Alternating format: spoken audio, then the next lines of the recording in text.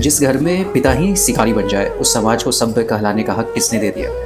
एक सवाल है, क्या बेटी पैदा करना ही अपराध है, या उसे सुरक्षित इंसान बनाना हमारी औकात से बाहर है? मैं खुद से पूछता हूँ, एक 14 साल की बच्ची जिसे घर सबसे सेफ प्लेस लगना चाहिए, वही घर कैसे उसका सबसे बड़ा नाइटमेयर बन गया?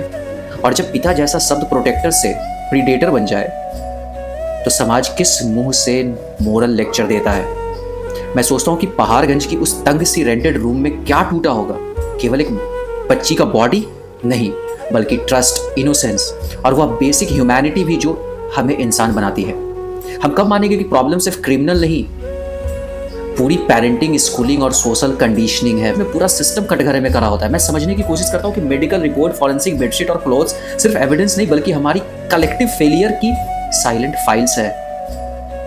यह क्राइम अचानक नहीं हुआ, यह वर्षों की वैल्यू वैक्यूम, एथिक्स कोलैप्स है और कॉन्शियसनेस की कमी का रिजल्ट। मैं पूछता हूँ कि जिस पिता ने दोनों बेटियों और माँ का रेगुलर असॉल्ट किया हो, वह मॉन्स्टर पैदा कैसे हुआ? और जवाब मिलता है हमारी अपब्रिंगिंग, हमारी एजुकेशन और हमारा ब्लाइंड समाज। समस्या बाहर नहीं, अंदर है। बिना सेल्फ नॉलेज के पावर मिले तो वह वायलेंस बन जाती है। मैं याद करता हूँ कि गीता कर्म की बात करती है, रिस्पॉन्सिबिलिटी की बात करती है, पर हमने उसे सिलेबस बना दिया है, जीवन नहीं। मैं सोचता हूँ कि उपनिषद आत्मबोध सिखाते हैं, वेदांत विवेक सिखाता है, पर हमने बच्चों को मार्क्स और कंपटीशन में झोंक दिया है, कैरेक्टर बनाना भूल गए। कबीर साहब को याद करता हूँ जो कहते थे कि बाहर का पाखंड छोड़ो, भीतर की गंदगी साफ करो, पर हमने धर्म को ना पूरी तरीके से नॉइज बना दिया है और एथिक्स ऑप्शनल हो गया। एजुकेशन सिस्टम बदले बिना कुछ नहीं बदलेगा, क्योंकि किताबें नॉलेज देती है, वैल्यूज नहीं। और ये सिर्फ इस जनरेशन की नहीं, हर जनरेशन की प्रॉब्लम है। मैं मानता हूँ कि पेरेंट्स की ट्रेनिंग बहुत जरूरी है, क्योंकि बच्चे प्रोजेक्ट नहीं, लिविंग बींग्स हैं जिन्हें टाइम, केयर और इमोशनल सेफ्टी चाहिए।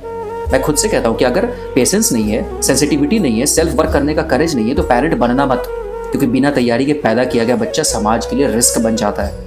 और मैं इस बात को स्वीकार करता हूँ, कॉन्शियस मैन बनने में सालों लगते हैं, कैरेक्टर ओवरनाइट नहीं बनता है, और एथिक्स शॉर्टकट से नहीं आते हैं। मैं अंत में खुद से कहता हूँ, यह सेल्फ टॉक केवल एंगर नहीं है, रिस्पॉन्सिबिलिटी है। गीता की कर्मशीलता, वेदांत की क्लैरिटी और अध्यात्म की डेप्थ को जीवन में उतारने की बात कर रहा हूँ। मैं ठानता हूँ कि जब तक हम भीतर से नहीं बदलेंगे, तब तक लॉज जो है ना, कानून सिर्फ बॉन्डेज रह जाएंगे। असली हीलिंग कॉन्शियसनेस से आएगी।